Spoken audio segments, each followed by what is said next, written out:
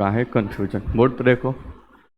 तो कल पीछे 2 क्लास में जो रिवर सिस्टम पढ़ रहे थे उसमें जो बातें डिस्कस हुई थी, पहले क्लास में तो डिस्कस किए थे जो पूरा नदी क्या होता है, सहायक नदी, उप नदी, उप सहायक नदी, वितरिका क्या होता है, उसके बाद से डेल्टा क्या होता है, एस्टोरी क्या होता है, ये सारा बात डिस्कस हुआ था जो रिवर को पढ़ने के लिए, रिवर तंत्र को पढ़ने के लिए एक बेसिक इन्फॉर्मेशन है। इसका वीडियो भी डला है, जिसका छूट गया वहाँ से कर सकता है। कल के क्लास में स्पेशली डिस्कस हुआ था कि प्रायद्वीपीय भारत की नदियाँ और हिमालय से निकलने वाली नदियों में क्या अंतर है, इसके बारे में बात हुआ था। अब बारी बारी से इसमें से जो इम्पोर्टेंट नदियां हैं उनके बारे में लिखना है, ठीक है। जिसमें से पहला अभी डिस्कशन में आया है जिसका नाम है सिंधु नदी तंत्र, ठीक है। ये वाला स्लाइड कल देखे थे हम कि 2 प्रकार से नदियों का डिवीजन है, एक हिमालय से निकलने वाली नदियाँ या हिमालयी नदियाँ, और दूसरा है प्रायद्वीपीय भारत की नदियाँ। हिमालय नदियों के भी 2 पार्ट है, अरब सागर में गिरने वाली नदियाँ और बंगाल की खाड़ी में गिरने वाली नदियाँ। वैसे ही प्रायद्वीपीय भारत के भी 2 पार्ट है प्रायद्वीपीय भारत की नदियों का, एक जो अरब सागर में अपनी जल विसर्जित करती है और दूसरा बंगाल की खाड़ी में, ठीक है। तो अभी इसमें से हम लिख रहे हैं हिमालय से निकलने वाली नदियाँ, और हिमालय से नदियों में निकलने वाले में भी अभी पढ़ रहे हैं सिंधु और उसकी सहायक नदी। यहाँ तक कोई दिक्कत पर्सन, इसको पढ़ेंगे सिंधु और सहायक नदी के बारे में। तो सबसे पहला बात कि सिंधु जो नदी है और इसकी सहायक नदी टोटल 3 कंट्री में ये प्रवाहित होती है, लगभग 2900 किलोमीटर तक। किसी किसी किताब में 2880 दिया हुआ है, लेकिन 9th क्लास वाला में एनसीईआरटी का जो बुक है उसमें 2900 लगभग दिया हुआ है, तो आप 2900 ही मानकर चले, ठीक है। 3 कंट्री में ये बहता है, एक तो तिब्बत जहाँ से ये नदी निकलती है, बीच में पड़ता है भारत जहाँ से होकर भी ये नदी प्रवाहित होती है, और लास्ट में ये पाकिस्तान पहुँचती है, और पाकिस्तान पहुंचने के बाद ये जाकर अपना ख़त्म हो जाती है। तो एक तिब्बत से निकलती है, तिब्बत बोले तो चाइना क्योंकि चीन का ही अधिकार है, दूसरा कुछ दूर भारत में प्रवाहित होती है, और उसके बाद से पाकिस्तान में, और इसका लास्ट कराची के जस्ट पास अरब सागर में इसका जल जाकर ख़त्म हो जाता है, ठीक है। टोटल तिब्बत, भारत और पाकिस्तान तीनों कंट्री को मिला देंगे तो लगभग 2900 किलोमीटर ये क्या होती है, प्रवाहित होती है। इसमें से भारत में इसकी लंबाई कितनी है, तो भारत में इसकी लंबाई है लगभग 1114 किलोमीटर, यानी 2900 किलोमीटर में से 1114 किलोमीटर ये नदी भारत में क्या होती है, प्रवाहित होती है, ठीक है। पहली बात, नदी की दिशा कुछ इस प्रकार से है, तो इसमें 2 उत्तर से मिलने, ऊपर से जो नदियाँ आ रही हैं उनको हम बोल देंगे उत्तर से मिलने वाली नदियाँ, नीचे से जो नदियाँ मिल रही हैं उनको क्या बोल देंगे, दक्षिण से मिलने वाली नदियाँ, ठीक है। या उत्तर से मिलने वाली सहायक नदी, दक्षिण से मिलने वाली सहायक नदी। हेलो, बाद में लिखना है अब। उत्तर से मिलने वाली सहायक नदी और दक्षिण से मिलने वाली सहायक नदी, तो पहला एक तो इस प्रकार से बोल सकते हैं। दूसरा, इधर से जितनी सारी नदियाँ मिल रही हैं उसको हम बोल देंगे दाएं तरफ से मिलने वाली नदियाँ, क्योंकि इधर देख रहे हैं तो ऊपर क्या है, दाएं है, और नीचे से जितनी नदियाँ मिल रही हैं इनको हम बोल देंगे बाएं तरफ से मिलने वाली सहायक नदी। तो एग्जाम में चारों प्रकार से उत्तर, दक्षिण, दाएं, बाएं, किधर से कौन सी सहायक नदी है, हमेशा इसका क्वेश्चन आते जाता है, ठीक है। तो इसको थोड़ा सा दिमाग में रखना है। ये नदी निकलती है, यहाँ पर एक ग्लेशियर है लगभग 5500 फीट की हाइट पे, या 5500 मीटर की हाइट पे यहाँ पे एक ग्लेशियर है जिसका नाम है चेमायुंगडुंग ग्लेशियर। यहाँ का लोकल नाम है चेमायुंगडुंग ग्लेशियर। ये ग्लेशियर से जब पानी पिघल, मतलब बर्फ पानी में बदलता है, तो यहाँ की एक झील है यहाँ पे जिसका नाम है मानसरोवर झील, या इसी को बोखरचो झील के नाम से भी जानते हैं, ठीक है। तो स्पेशली मानसरोवर झील ही अधिकांश किताब में आपको मिलेगा, तो दिमाग में आपको मानसरोवर झील ही दिमाग में रखना है, ठीक है। लेकिन इसी के जस्ट आसपास ये भी झील है, बोखरचो झील, ठीक है। तो ये चेमायुंगडुंग ग्लेशियर से ये पानी पहुंचता है, मतलब कहाँ पे, मानसरोवर झील में। मानसरोवर झील के जस्ट बगल से इधर से सतलज नदी भी निकलती है, इधर एक नदी निकलती है जिसका नाम ब्रह्मपुत्रा रिवर भी है। तो लगभग 3 नदियों का ओरिजिन इसके आसपास से होता है। तो अभी हम पढ़ रहे हैं सिंधु रिवर के बारे में। तो यहाँ से ये नदी निकलती है, इसका मतलब ये सिंधु रिवर। यहाँ पे लद्दाख में ये नदी भारत में एंटर करती है, कहाँ पे, लद्दाख में, और जहाँ पे ये एंटर करती है उस जगह का नाम है दमचौक, जहाँ से ये भारत में क्या करती है, प्रवेश करती है। फिर ऊपर पढ़े थे यहाँ पे काराकोरम पर्वत श्रेणी है, नीचे जाएंगे तो लद्दाख है, और सबसे नीचे जास्कर है, फिर ग्रेटर हिमालय, मिडिल हिमालय, शिवालिक हिमालय पढ़े थे ना, ठीक है। तो ये लद्दाख और जास्कर श्रेणियों के बीच से प्रवाहित होती है, लद्दाख और जास्कर श्रेणियों के बीच से प्रवाहित होते हुए भारत में ये वाला क्षेत्र है जो स्पेशली अभी तो पीओके में है, पाक ऑक्युपाइड कश्मीर पाकिस्तान के रीजन में है। यहाँ से बाहर निकलती है नदी, ये जगह है चिल्लास। ये भी लद्दाख का ही हिस्सा है, लेकिन चूंकि इस पे पीओके के अंडर में है तो अभी ये पाकिस्तान के नेतृत्व, मतलब वहाँ पाकिस्तान का अधिकार है।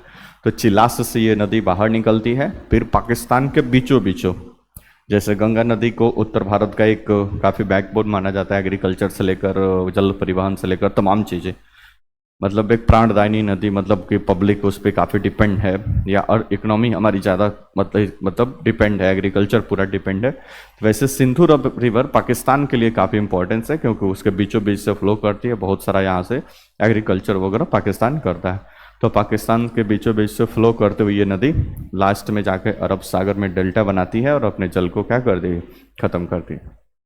कोई दिक्कत परेशानी यहाँ तक? अब इस नदी की सहायक नदी कौन कहाँ पे है इसको पहले देख लेते हैं, ठीक है। तो सबसे पहले दाहिनी तरफ से मिलने वाली कुछ नदियों के बारे में देखते हैं, उसके बाद से फिर भारत वाला देखेंगे। तो यहाँ पे एक रिवर है जिसका नाम है श्योक नदी, यहाँ पे छोटा सा ग्लेशियर है, वहीं से एक नदी निकलती है जिसका नाम है श्योक नदी। ये इसकी पहली सहायक नदी है जो आकर इसमें क्या होती है, मिलती है, तो श्योक नदी, ठीक है। लद्दाख यहाँ पे सियाचिन ग्लेशियर है, उसी के आसपास से रिवर निकलती है और ये फिर आकर यहाँ पे लद्दाख में इसमें आकर मिलती है। यहाँ पे सियाचिन ग्लेशियर है, सियाचिन, ठीक है। सियाचिन ग्लेशियर से एक नदी निकलती है जिसका नाम है नुब्रा नदी। ये काराकोरम और लद्दाख के बीचों से प्रवाहित होते हुए ये आकर मिलती है पहले कहाँ पे, श्योक नदी में। तो ये श्योक की सहायक नदी है और सिंधु की उप सहायक नदी है। बात समझ में आए? ये नुब्रा नदी आकर श्योक नदी में मिलती है और फिर लास्ट में ये जाकर अपना जल विसर्जित कर दी है, किस में, सिंधु नदी में। बात समझ? तो नुब्रा नदी सिंधु की सहायक नदी नहीं है, वो श्योक नदी की सहायक नदी है। बात समझ में? श्योक नदी फर्स्ट ट्रिब्यूटरी है किसका, सिंधु रिवर का या सिंधु नदी का। नेक्स्ट और आगे बढ़ेंगे तो यहाँ पे एक नदी आएगी गिलगित नदी, पाकिस्तान का ये काफ़ी फर्टिलाइज एरिया है, गेहूं का अच्छा खासा इस रीजन में उत्पादन होता है, अच्छा खासा बांध वगैरह यहाँ पे पाकिस्तान इस नदी के आसपास बनाया हुआ। तो एक किसका, गिलगित नदी, ये दूसरी सहायक नदी है जो दाएं तरफ से मिलती है या उत्तर साइड से मिलती है। उसके बाद से एक नदी है उधर काबुल अफगानिस्तान से पाकिस्तान होते हुए आकर सिंधु नदी मिलती है जिसका नाम है काबुल नदी। फिर नीचे जाएंगे तो एक तोची नदी है, कुर्रम नदी है और एक गोमल नदी है। ये सारी नदियाँ आपको दाहिनी तरफ से सिंधु की सहायक नदियाँ हैं या उत्तर तरफ से सिंधु की सहायक नदियाँ। यहाँ तो कोई दिक्कत परेशानी, ठीक है। तो इस सबका नाम याद रखिएगा कौन से इसके दाहिने तरफ से मिलने वाली सहायक नदी है। नेक्स्ट बाएं तरफ से मिलने वाली पंचनद या पंच नदी इसको बोला जाता है। 5 नदियों का समूह है जिस पे पंजाब जो स्टेट का नाम हमारा पड़ा है वो इसी नदियों के संगम के आधार पे ही पड़ा है। इसको सामूहिक रूप से पंचनद के नाम से जानते हैं, लेकिन ये 5 अलग अलग नदियाँ हैं। सबसे पहले आपको मिलेगा झेलम, उसके बाद से मिलेगा आपको रावी, उसके बाद से मिलेगा ब्यास और उसके बाद से सतलज, झेलम के नीचे एक मिलेगा आपको चेनाब। ये टोटल 5 नदियाँ आपको मिलेंगे जिसको सामूहिक रूप से पंचनद के नाम से जाना जाता है। कोई दिक्कत परेशानी हो तो बताइए, ठीक है। यहाँ पे आपका झेलम, यहाँ पे चेनाब, इसको रैंकिंग करते हैं। ये पहला आपका है झेलम, ये दूसरा आपका चेनाब, तीसरा रावी, चौथा ब्यास और 5वां सतलज। ये 5 नदियों को सामूहिक रूप से पंचनद के नाम से जाना जाता है। तो सबसे पहले झेलम नदी की बात कर लेते हैं। झेलम यहाँ पे एक जम्मू कश्मीर में एक कुंड है, अभी दिमाग में नहीं आ रहा है, यहाँ से ये झेलम नदी निकलती है, ठीक है। जम्मू कश्मीर से होते हुए थोड़ा सा बॉर्डर एरिया में ऐसे फ्लो ही करती है और उसके बाद से ये फ्लो करते हुए जाकर चेनाब नदी में अपना जल विसर्जित कर देती है। तो ये चेनाब की भी क्या है, सहायक नदी, ठीक है। ये 4 नदियाँ फाइनली जाकर मिल जाती है किस में, चेनाब में। और चेनाब नदी की ये वाला धारा जब 5 नदियाँ यहाँ तक आकर मिल गई तो इससे आगे ये पंचनद नदी के नाम से जानी जाती है, क्योंकि 5 नदियों का इसमें क्या है, संगम है, ठीक है। अब इसमें समझ में नहीं आता, आप देखिए, आप कहने के लिए तो कहेंगे कि ये झेलम नदी है, इसकी सहायक नदी है ये चेनाब नदी और ये लेकर जल जा रही है, ये बोलेंगे कि ये इसकी सहायक नदी मान लो कि यहाँ से ये नदी ए जा रही है, ये नदी बी आकर मिल गई और ये मतलब इधर से एक ए नदी आ रही है और इधर से वो बी आके मिल गए, अब इधर से आगे बढ़ रहा है। अब किसको बोलेंगे, ये बी की सहायक नदी है कि बी ए की सहायक नदी है? कुछ समझ में आ रहा है? कुछ समझ में नहीं। क्योंकि तो आपस में मिलके ही बह रही है ना। इसमें बोलने के लिए तो भी बोल सकते हैं कि ये बी की सहायक नदी है, भी बोल सकते हैं कि बी ए की क्या है, सहायक नदी। तो वैसे ही यहाँ पे झेलम, चना और रावी के साथ है, ठीक है। लेकिन यूपीएससी में एक बार क्वेश्चन पूछा तो इसने माना कि इसकी मतलब सिंधु की सबसे बड़ी सहायक नदी चेनाब नदी। तो मान लिया गया कि पहला जो मेन रिवर जो इसमें आकर मिलती है वो क्या है, चेनाब रिवर है। बाकी नदियाँ आकर इसमें क्या करती है, मिलती है, कोई दिक्कत। तो यहाँ पे सबसे पहले झेलम नदी, ये झेलम नदी आकर चेनाब नदी में अपना जल विसर्जित करती है। उसके बाद से यहाँ पे चेनाब नदी का उद्गम कहाँ पे होता है, बोर्ड पे देखिए, यहाँ पे बड़ा लच्चा दर्रा है। पासेस वाले टॉपिक में हम पढ़े थे, हिमाचल प्रदेश के आसपास, सॉरी लद्दाख के और हिमाचल प्रदेश के आसपास बड़ा लच्चा दर्रा है ये वाला। बड़ा लच्चा दर्रा से दो रिवर निकलती है, उसके अपर पार्ट से निकलती है चंद्रा नदी और उसके नीचे साउथ वाले पार्ट से निकलती है भागा नदी। और ये दोनों नदियां आकर आपस में मिल जाती है सब, तब आगे ये ट्रेवल करती है। तो ये किस नदी के नाम से जानी जाती है, चेनाब रिवर। तो चेनाब रिवर राकस ताल, सॉरी बड़ा लच्चा जो पास है वहीं से दो नदियों का संगम है, एक चंद्रा और दूसरा भागा। इन दोनों नदियों के बीच से ही सॉरी दोनों नदियां आपस में जाके मिलती है और चेनाब रिवर के नाम से जानती है। इसी चेनाब नदी पर अभी एक भारत सरकार ने ब्रिज बनाया है, रियासी जगह है जम्मू कश्मीर मुंबई पे एक ब्रिज बनाया है, रेलवे ट्रैक बिछाया गया। अभी देखे थे ना मोदी, उद्घाटन हुआ था, वहाँ पे रेल चला है पूरा, ठीक है। तो ये चेनाब नदी हो गया, कोई दिक्कत परेशानी। कहाँ से निकलती है, बड़ा लच्चा दर्रा, ये जगह है आपका बड़ा लच्चा दर्रा। उसके बाद से नीचे जाएंगे तो यहाँ पे एक मिलेगा आपको रोहतांग दर्रा या रोहतांग पास, पीछे पड़े थे इसको भी दर्रा वाले पार्ट में। रोहतांग दर्रा के पास से एक रिवर निकलती है जिसका नाम है रावी नदी। ये रावी नदी निकलती है और फिर आगे जाकर ये भी चेनाब में क्या हो जाती है, मिल जाती है। तो ये भी चेनाब की सहायक नदी है, कोई दिक्कत। नेक्स्ट उसके बाद से हिमाचल प्रदेश में यहाँ पे एक कुंड है जिसका नाम है ब्यास कुंड, ठीक है। इस ब्यास कुंड से एक नदी निकलती है जिसका नाम है ब्यास नदी, ठीक है। आगे चलकर यहाँ पे राकस तालचेल तिब्बत में है, तिब्बत से एक नदी निकलती है, यहाँ पे एक पास है, इस पास से अंदर भारत में एंटर करती है, फिर ये नदी आगे बढ़ती है। आगे चलकर यहाँ पे कपूरथला ये जगह है पंजाब में, ठीक है। यहाँ पे ये जो ब्यास नदी है वो आकर सतलज नदी में क्या हो जाती है, मिल जाती है। और इन दोनों के संगम पर एक बैराज बनाया गया है जिसका नाम है हरिके बैराज, और इसका लोकेशन है कपूरथला, कहाँ पे, पंजाब। इस बैराज पे इसके पानी को होल्ड करके रखा जाता है जरूरत के। यहीं से फिर एक हरिके बैराज से ही एक इधर नहर निकाला गया जिसका नाम है इंदिरा गांधी नहर। यहीं से एक नहर निकाला गया है जिसका नाम है इंदिरा गांधी नहर, जो अरावली के पश्चिमी साइड में या राजस्थान के आसपास के साइड में सिंचाई के लिए एक महत्वपूर्ण नहर माना जाता है, ठीक है। तो यह निकाला गया कहाँ से, हरिके बैराज से। बैराज क्या होता है, पानी को रोक, इधर से नदी पोल कर रही है, यहीं पे कुछ सिस्टम लगा पानी को क्या कर दीजिए, रोक दीजिए, और अपने हिसाब से जहाँ पे मर्जी वहाँ से नहर बनाकर निकाल लीजिए। जैसे कोसी बैराज बाढ़ को कंट्रोल करने के लिए बना हुआ है, कोसी बैराज, बोलो ना जी असलो। तो इस तरह से तो यहाँ पे हरिके बैराज है, किसके संगम पर, ब्यास और सतलज नदी के संगम पे बना हुआ है। और हरिके बैराज कपूरथला पंजाब में, यहाँ से जो नदी क्या बोलते हैं, नहर निकलती है जिसका नाम है इंदिरा गांधी नहर, जो राजस्थान के आसपास के क्षेत्रों में सिंचाई का एक प्रमुख नहर है। और जो भी यहाँ पे एग्रीकल्चर वगैरह होता है इसी नहर के पानी के बदौलत होता है। फिर ये नदी आगे ट्रेवल करती है और जाकर सिंधु नदी में क्या हो जाती है, मिल जाती है। फिर ये पांचों, चारों नदियों और एक चेनाब, ये पांचों नदियां को लेकर चेनाब आगे बढ़ती है और ये नदी पंच नद के नाम से जानी जाती है। और मिठानकोट पाकिस्तान में एक जगह है, जाकर ये सारी नदियों का जल लेकर चेनाब नदी जाकर मिठानकोट पाकिस्तान में सिंधु नदी में क्या हो जाती है, मिल जाती है। उसके बाद से ये नदी जाकर अरब सागर में अपना पानी डिपोजिट करती है और ये नदी फिनिश्ड हो जाती है। बोलो ना जी उसने। ये आपका पूरा सिंधु नदी और उसके सहायक नदी, यानी ओवरऑल सिंधु नदी तंत्र या सिंधु नदी बेसिन के बारे में आप समझ लिए कि पूरा किस तरह से ये व्यवस्था है। कोई दिक्कत, वो लिख लिए, तिब्बत पाकिस्तान 2900 किलोमीटर भारत में, लिख लियो कॉर्नर वाला, ठीक है। आगे लिखिए। अब इसी बात को लैंग्वेज में लिखना है कि कौन सी नदी किधर से निकलती है, किधर जाकर समाप्त होती है, ठीक है।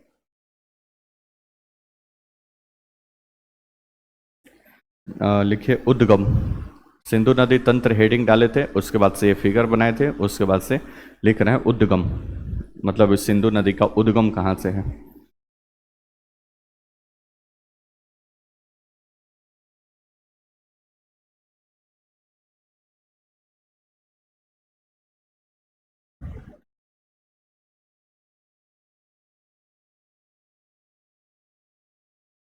नेक्स्ट एक लिखे, इसका उद्गम तिब्बत में कैलाश पर्वत श्रेणी के पास। इसका उद्गम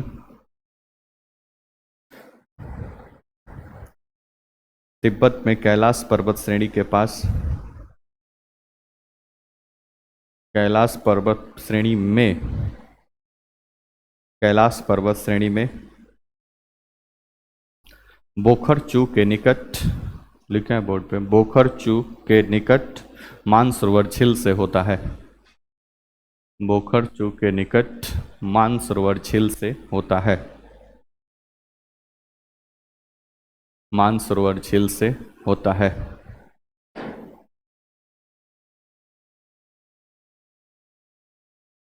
पूर्ण विराम।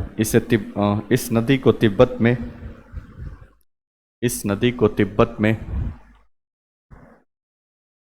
इस नदी को तिब्बत में सिरी खम्भान, इस नदी को तिब्बत में सिरी खम्भान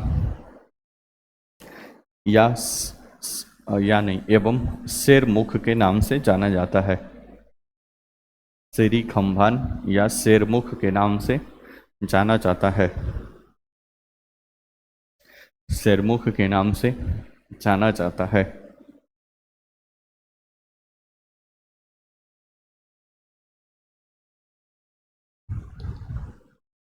अगला पॉइंट है, अपने उद्गम से निकलने के पश्चात, नेक्स्ट पॉइंट, अपने उद्गम से निकलने के पश्चात, अपने उद्गम से निकलने के पश्चात, निकलने से पश्चात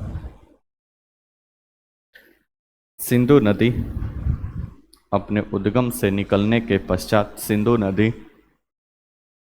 दमचौक ब्रैकेट में लद्दाख, दमचौक ब्रैकेट में लद्दाख,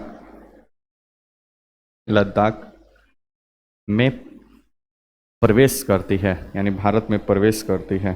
लद्दाख में प्रवेश करती है, प्रवेश करती है। पूर्ण विराम। जो लद्दाख एवं जास्कर श्रेणियों के, जो लद्दाख एवं जास्कर श्रेणियों के मध्य, लद्दाख एवं जास्कर श्रेणियों के मध्य प्रवाहित होते हुए, लद्दाख एवं जास्कर श्रेणियों के मध्य प्रवाहित होते हुए, प्रवाहित होते हुए पाकिस्तान होते हुए, कमा देकर पाकिस्तान होते हुए अरब सागर में अपना जल विसर्जित करती है। अरब सागर में अपना जल विसर्जित करती है, विसर्जित करती है।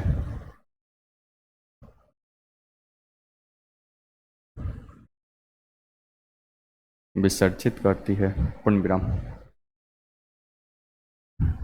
बोर्ड पे देखो, बोर्ड पे अब भारत और पाकिस्तान देखो, अब रिवर जहाँ पे पानी की स्कार्सिटी है वहाँ पे भी तो, वहाँ पे तो पानी की क्या है, आवश्यकता तो पड़ेगी ही, ज़रूरत तो पड़ेगी ही। तो भारत की आज़ादी के बाद जब पाकिस्तान अलग बन गया, तब भारत और पाकिस्तान के बीच सिंधु जल समझौता हुआ है, सिंधु नदी के जल बंटवारे को, सिंधु नदी और उसके सहायक नदियों के जल बंटवारे को लेकर, क्योंकि पाकिस्तान की इकॉनमी काफ़ी अच्छी खासी डिपेंड है इस सिंधु रिवर पे, क्योंकि उसके बीचों बीच से होकर ये क्या होती है, प्रवाहित होती है। अब उसकी पूरी इकोनॉमी उस पर ही डिपेंड, और पता चला कि सारा पानी भारत सरकार ही रोक दे तो फिर दिक्कत परेशानी हो जाएगा ना, 5-6 को बैराज बनाकर सब जम्मू कश्मीर में रोक दे तो फिर पाकिस्तान दिक्कत में पड़ जाएगा। बोलो ना जी इसका। इसलिए 1960 ईस्वी में भारत और पाकिस्तान के बीच एक समझौता हुआ जिसको सिंधु नदी जल समझौता के नाम से जाने। इसमें बिचौलिए का काम किया, मध्यस्थता का काम किया वर्ल्ड बैंक या विश्व बैंक, इसके लिए बिचौलिए का काम किया, ठीक है। और सिंधु नदी जल समझौता हुआ। सिंधु नदी जल समझौते में 6 नदी को रेफरेंस में रखा गया। एक तो सबसे पहले ये आपका कौन सी नदी है, सिंधु नदी। तो सिंधु नदी, फिर झेलम नदी, चेनाब नदी, झेलम नदी, रावी, ब्यास और सतलज। तो 6 नदियों को रेफरेंस में लिया गया। ठीक है, अब ये 6 नदियाँ यहाँ पे देखिए। सबसे पहले सिंधु रिवर है, बोलो ना जी असनो। उसके बाद से फिर आपका कौन सी नदी है? झेलम नदी है। उसके बाद से आपका चेनाब नदी है। उसके बाद से ब्यास नदी है, सॉरी रावी नदी है। उसके बाद से ब्यास नदी है और उसके बाद से सतलुज नदी है। सतलुज नदी है, ठीक है। अब इन 6 नदियों का पानी के डिस्ट्रीब्यूशन के लिए 1960 में भारत और पाकिस्तान के बीच 1960 में एक तरफ था इंडिया और दूसरी तरफ था पाकिस्तान, दोनों के बीच समझौता हुआ जिसको सिंधु नदी जल समझौता के नाम से जाना जाता है। 1960 में यह समझौता हुआ जिसमें समझौता करवाया था कौन? विश्व बैंक नामक जो संस्था है, इसने मिलजुल कर यह समझौता करवाया था।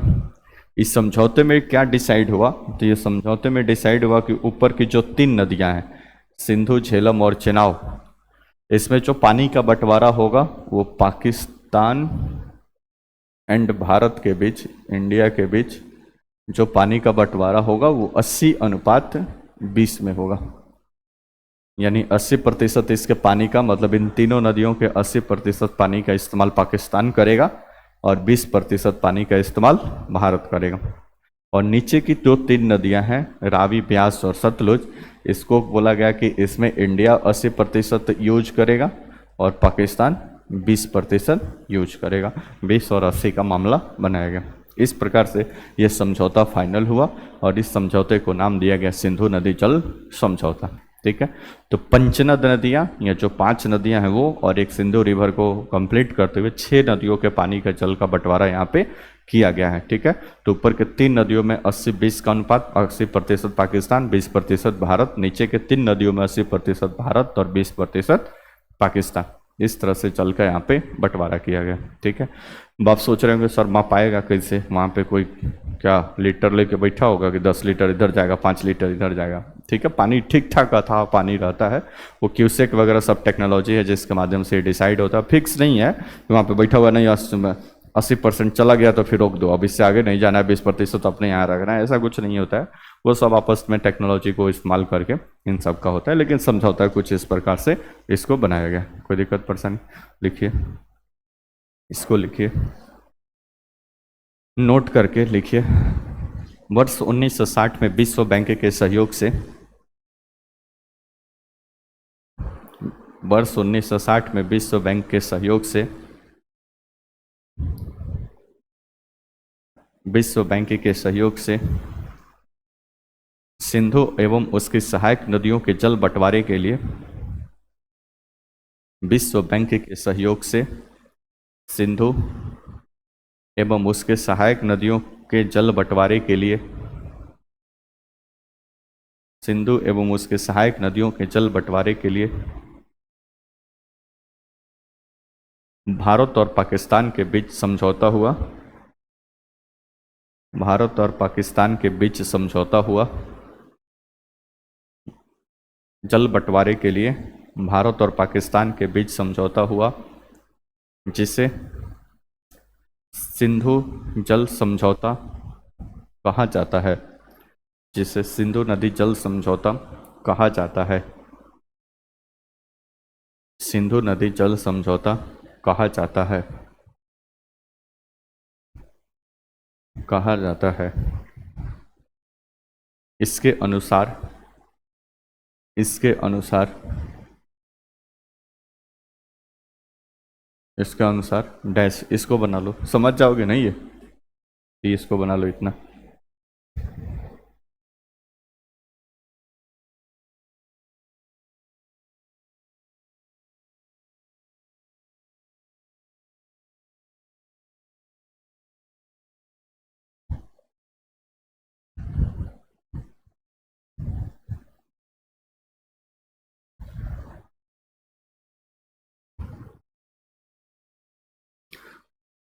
हो गया? अब आगे इसका डिटेल लिखना है। सिंधु नदी की जो जो सहायक नदी है, कहाँ से निकलती है और कहाँ समाप्त होती है, तो वो तो सारा चीज़ नोट्स से करेंगे हम। ठीक है, तो इसके बाद से फिर गंगा रिवर जो आगे डिस्कशन में आएगा।